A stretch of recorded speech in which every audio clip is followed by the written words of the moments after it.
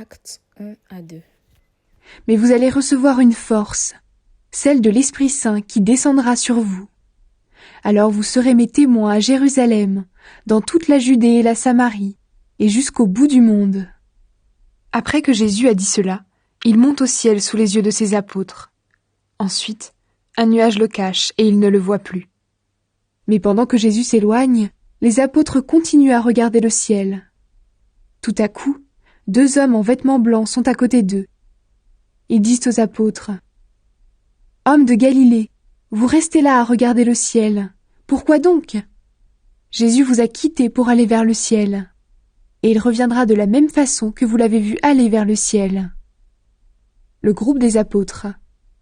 Alors les apôtres quittent la colline appelée Mont des Oliviers, et ils retournent à Jérusalem. Ce n'est pas très loin, à 1 kilomètre environ. Quand ils arrivent à Jérusalem, ils vont dans une pièce en haut d'une maison. C'est là qu'ils ont l'habitude de se réunir. Il y a Pierre, Jean, Jacques et André, Philippe et Thomas, Barthélemy et Matthieu, Jacques le fils d'Alphée, Simon le nationaliste et Jude le fils de Jacques.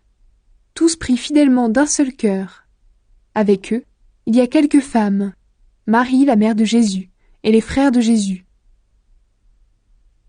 Matthias remplace Judas. Un jour, les croyants sont réunis. Ils sont à peu près 120. Pierre se lève au milieu d'eux et il dit : « Frères, ce que le Saint-Esprit a annoncé dans les livres saints, cela devait se réaliser. Par la bouche de David, le Saint-Esprit a parlé de Judas.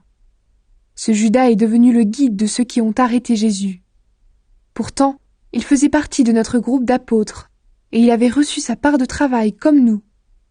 Avec l'argent qu'on lui a donné pour son crime, Judas a acheté un champ, et là, il est tombé en avant.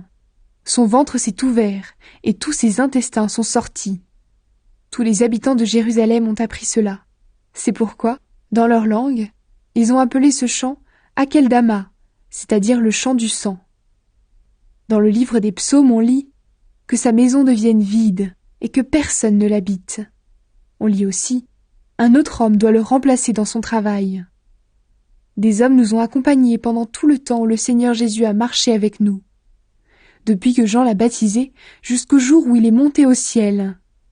Il faut donc qu'un de ces hommes devienne avec nous témoin que Jésus s'est relevé de la mort. Alors on en présente 2. Joseph, appelé Barsabas, appelé aussi Justus, et Matthias. Les croyants se mettent à prier en disant : « Seigneur, tu connais le cœur de tous. Montre-nous lequel de ces 2 hommes tu choisis. Il sera apôtre, et il prendra le travail que Judas a laissé pour aller à la place qui est la sienne. » Ensuite, on tire au sort pour savoir qui le Seigneur va choisir.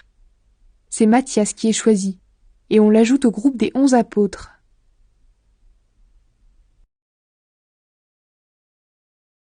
L'Esprit Saint vient sur les croyants. Quand le jour de la Pentecôte arrive, les croyants sont réunis tous ensemble au même endroit. Tout à coup, un bruit vient du ciel. C'est comme le souffle d'un violent coup de vent. Le bruit remplit toute la maison où ils sont assis. Alors ils voient apparaître des langues, comme des langues de feu. Elles se séparent et se posent sur chacun d'eux. Tous sont remplis de l'Esprit Saint et ils se mettent à parler d'autres langues. C'est l'Esprit qui leur donne de faire cela.